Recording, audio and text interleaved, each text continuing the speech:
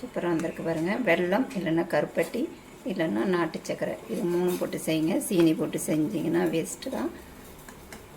கருப்பட்டி போட்டு செய்யும்போது இன்னும் டேஸ்ட்டு நல்லாயிருக்கும். நான் பார்த்திங்கன்னா இன்றைக்கி வெல்லம் போட்டு தான் செஞ்சுருக்கேன்.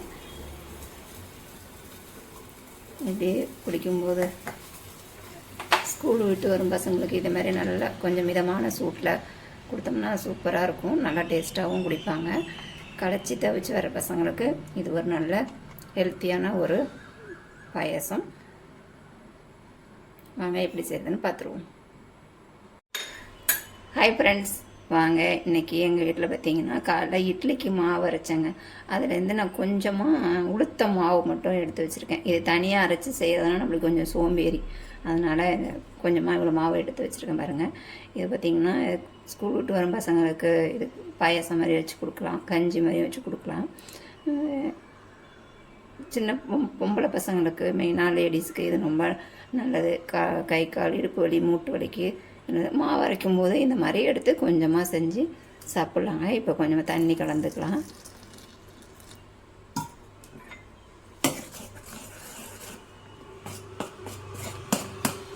வெறும் உளுத்த மாவு மட்டும்தான், அரிசி மாவு கிடையாது.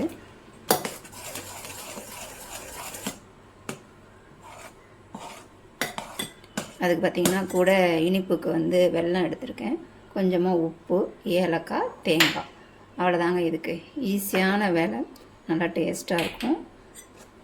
இதை நம்ம இப்போ அடுப்பில் வச்சு வேக வச்சுக்கலாம். இதோட பச்சை வாசனை போகிற வரைக்கும் நம்ம வேக வைக்கணும்.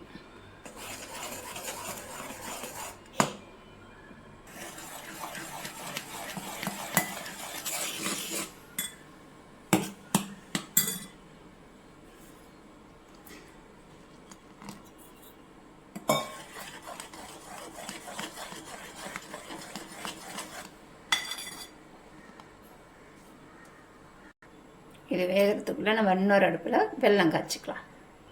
ஸ்வீட்டுக்கு தகுந்த மாதிரி வெல்லம் எடுத்துக்கோங்க. இது கொஞ்சமாக தண்ணி விட்டு நம்ம கரைச்சி எடுத்துக்கலாம்.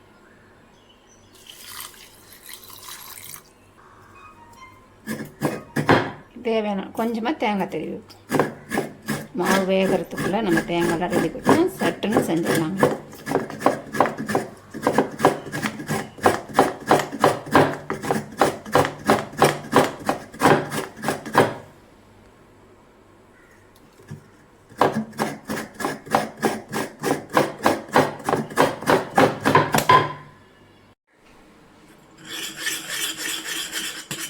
நல்லா கிண்டி விடுங்க. பாருங்கள், இது ஏற்கனவே பொங்கி வழிஞ்சிருச்சு.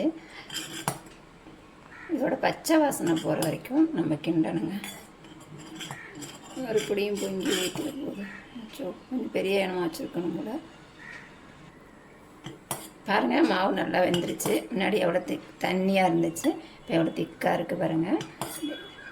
அவ்வளோதான், நம்மளுக்கு நல்லா மாவு வெந்துருச்சு. நம்ம இப்போ காய்ச்சின வெல்லத்தை இது கூட ஊற்றிக்கலாம். இது பொங்கி பொங்கி தான் ஆகும். கொஞ்சம் அகலமான பாத்திரமாகவும் அடி கனமான பாத்திரமாகவும் வச்சுக்கோங்க. நான் குட்டியோண்டாக வச்சுட்டேன், அது வேலையை காமிக்கிட்டு கீழே பொங்கி பொங்கி ஊற்றுது. சரி, கொஞ்சம் தானேன்னு சொல்லிட்டு வச்சுட்டேன். அது என்னடான்னா கீழே பொங்கி பொங்கி ஊற்றுது.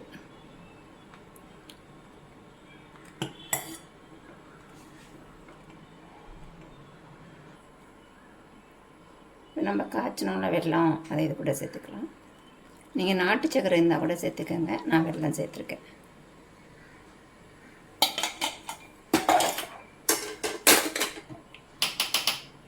கொஞ்சமாக உப்பு,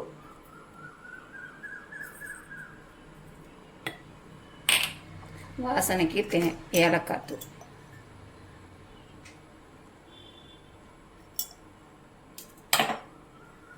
நம்ம துருகணும் இல்லையா தேங்காய், அதையும் இது கூட சேர்த்துக்கலாம். மாவோட பச்சை வாசனை நல்லா போகிற வரைக்கும் கிண்டிக்கங்க. இல்லைன்னா பச்சை வாசனை அடிச்சதுன்னா பசங்க குடிக்க மாட்டாங்க, நம்மளுக்கே ஒரு மாதிரி இருக்கும்.